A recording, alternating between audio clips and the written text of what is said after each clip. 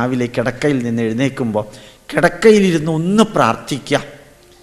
23% heart based death നടക്കുന്നത് കിടക്കയിൽ നിന്ന് പെട്ടെന്ന് എഴുന്നേൽക്കുമ്പോഴാണെന്ന് വേൾഡ് ഹെൽത്ത് ഓർഗനൈസേഷൻ പറയുന്നു.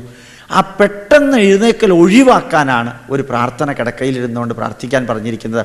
30 സെക്കൻഡ് ഇരിക്കണമെന്ന് WHO പറഞ്ഞത് നമ്മൾ പ്രാർത്ഥനയിലൂടെ നേടി.